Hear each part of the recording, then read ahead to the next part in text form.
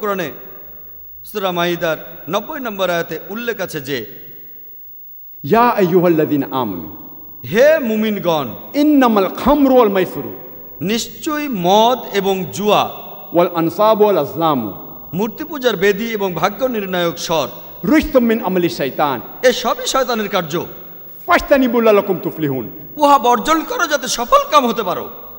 পবিত্র কোরআন বলছে, তোমরা পুরোপুরি বর্জন করো মাদকদ্রব্য, অ্যালকোহল, ড্রাগস, বর্জন করো জুয়া, মূর্তি পূজার বেদী, ভাগ্য নির্ণায়ক স্বর, এই সব কিছু শয়তানের কার্য।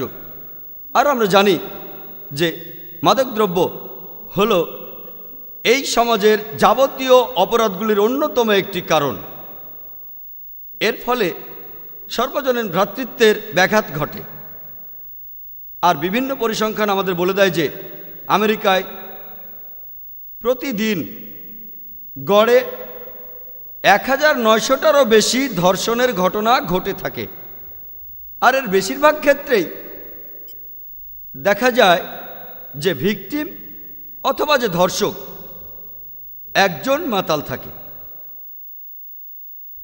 আমেরিকার পরিসংখ্যান আমাদের বলে যে আমেরিকায় 8% অজাচার হয়, অর্থাৎ আমেরিকায় প্রতি 12 বা 13 জন লোকের মধ্যে অন্তত একজন অজাচারে লিপ্ত হয়েছে, অর্থাৎ নিষিদ্ধ আত্মীয় স্বজনের মধ্যে যৌন সংসর্গ, বাবা আর মেয়ে, ছেলে আর মা, ভাই আর বোন।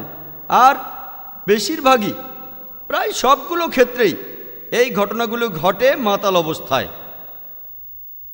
এখন পৃথিবীতে এইডস ছড়ানোর একটা কারণ হলো মাদকদ্রব্য। সেজন্য পবিত্র কোরআন বলছে, মাদকদ্রব্য এবং জুয়া এই সবই শয়তানের কাজ, এগুলো বর্জন করো যাতে তোমরা সফল কাম হতে পারো। যদি এইসব খারাপ কাজ বর্জন করো, সার্বজনীন ভ্রাতৃত্ব থাকবে পুরো বিশ্ব জুড়ে।